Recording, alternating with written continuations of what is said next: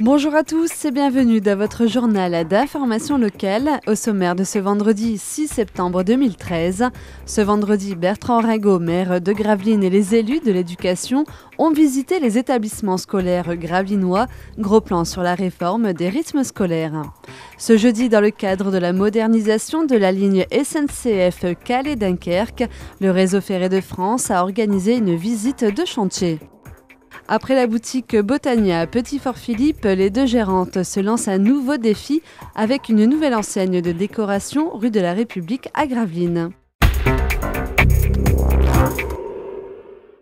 Plus de 2000 jeunes gravelinois ont repris cette semaine le chemin de l'école en maternelle et élémentaire. Depuis plusieurs mois, la municipalité travaille avec les différents établissements, les parents d'élèves, les services municipaux, les associations et les services de l'éducation nationale pour cette nouvelle rentrée placée sous le signe de la transition avec la réforme des rythmes scolaires. Bon, les enfants termineront certes l'école à 15h30. On est dans l'esprit de faire ça le lundi, le mardi et le jeudi, en laissant le vendredi sur le même rythme qu'aujourd'hui, puisque après l'école primaire, c'est le collège, et donc là, ils vont se retrouver avec des journées beaucoup plus importantes. Donc il me semble intéressant qu'il y ait une journée jusqu'à 4h30.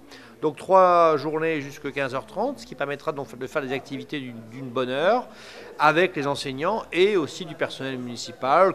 Et puis le mercredi matin, je crois que c'est le choix assez majoritaire, le mercredi matin qui sera donc rétabli pour l'école primaire. Pour cette rentrée 2013, la municipalité a maintenu l'ensemble des locaux malgré la réduction de l'effectif des enfants scolarisés. Nous construisons sur Gravelines, nous avons quand même construit 500 logements ces dernières années, donc je fais le pari qu'après ça repartira. Vous voyez, c'est un peu un cycle tout cela, on le voit et les classes sont bien remplies. Bon, je crois qu'on peut espérer obtenir de réouverture de classes dans les années futures, d'autant plus que il y a quand même eu un élargissement du recrutement dans l'éducation nationale. Les projets ne manquent pas, avec notamment des innovations à venir. Au Pont-de-Pierre, où là nous aurons une garderie qui sera réalisée, donc nous aurons finalement quelque chose d'assez unique dans la région et même en France, si j'en crois qu'on m'en dit, c'est-à-dire que les gens pourront laisser leur enfant en périscolaire et au sein même de l'école dans laquelle leur enfant se trouve, en l'occurrence l'école du Pont-de-Pierre. Transition, refondation et innovation sont donc les maîtres mots pour l'année à venir. Alors les enfants, ça va? Bonjour.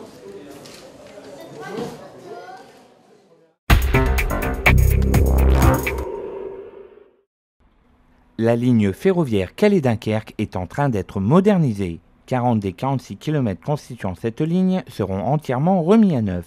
Le tout pour développer le trafic du fret et améliorer la qualité du service rendu aux voyageurs. Juste avant la fermeture de la ligne pour les travaux, on avait un cadencement des trains qui était relativement faible, des trains voyageurs. On va passer à 22 trains par jour entre Calais et Dunkerque pour le service voyageur, ce qui va donner vraiment un confort d'utilisation du train largement meilleur que ce qui était avant les travaux. Cette ligne proposera plus de trains et aussi un gain de temps non négligeable. La durée du trajet entre Calais et Dunkerque sera réduite à 36 minutes pour les trains les plus rapides. Pour les Gravelinois, les habitants de l'ouest de l'agglomération, pouvoir se rendre en un quart d'heure en gare de Dunkerque et en un quart d'heure en gare de Calais, c'est quand même quelque chose, c'est une petite révolution, puisqu'actuellement en bus c'était 35 à 45 minutes.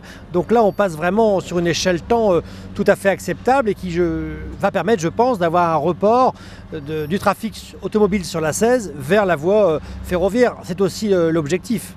Électrification de la ligne, pose de rails soudés, de traverses de béton et de ballast neuf, mise en place de barrières automatiques, de dispositifs de protection acoustique et d'un programme de protection de la flore locale. Ce chantier fait travailler près de 200 personnes en pic de travaux pour un budget pris en charge en grande partie par les collectivités. 110 millions d'euros d'investissement. La communauté urbaine de Dunkerque a apporté sa participation à hauteur de 5 millions, puisque comme vous le constatez, il y a quand même 7 partenaires financiers. Bien sûr la région avec 40 millions d'euros, mais aussi les collectivités qui ont accompagné pour faire en sorte que cette électrification attendue puisse enfin se faire en attendant le doublement de la voie. Mais ça va dépendre aussi du trafic, à la fois du trafic passager, mais aussi le trafic marchandises, car l'objectif c'est aussi de relier le port de Dunkerque à celui de Calais et Eurotunnel pour faire en sorte qu'il y ait un hinterland ferroviaire beaucoup plus développé encore qu'il ne l'est aujourd'hui. Pour assurer le confort des riverains, 4 km d'écrans acoustiques seront posés le long de la voie. À Gravelines, les habitants de la rue Capitaine Laridan bénéficieront de protections individuelles de façade qui devraient être mises en place entre décembre 2013 et juin 2014. La réouverture de la ligne est programmée sur le dernier trimestre 2014. Elle tente une deuxième aventure. Après les fleurs à Petit-Fort-Philippe, Élodie et Caroline Verdière s'attaquent à la déco. Avec leur boutique Botania Déco qu'elles ont ouvert en centre-ville de Gravelines. Ma sœur et moi, en fait, on avait décidé d'ouvrir un deuxième commerce. En fait, le projet a mûri depuis 2 ans et ça s'est présenté là il y a quelques mois. Plus concrètement, puisque on s'est aperçu que le local de Antica, anciennement, était disponible à la location. Du coup, on a sauté sur l'occasion et en 3 semaines de temps, le projet était bouclé. Vaisselle et objets déco, gamme senteur ou bijoux, elle vous propose une panoplie d'articles pour faire plaisir ou se faire plaisir. L'objectif, c'est de toucher toute la clientèle, aussi bien les petits budgets que les plus gros budgets. Et chaque personne qui rentrerait dans notre commerce pourrait trouver des idées cadeaux à tous les prix. Nous proposons à nos clients des buffets ou des tables, tout ce qui est dans le domaine de l'ameublement.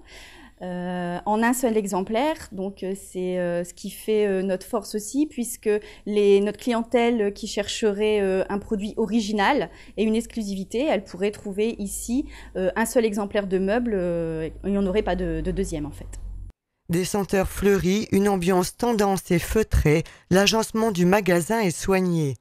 Un peu plus créatif, donc on va dire que c'est moi qui fais les mises en scène, les placements sur les tables ou les vitrines, des choses comme ça, puisque à la base je suis fleuriste avec une formation dans la décoration d'intérieur, donc c'est ce qui nous a poussé aussi un peu plus à nous lancer aussi dans le deuxième magasin pour la décoration d'intérieur. Les 2 jeunes commerçantes ont réussi leur premier challenge et pour Botania Déco, les débuts semblent très prometteurs.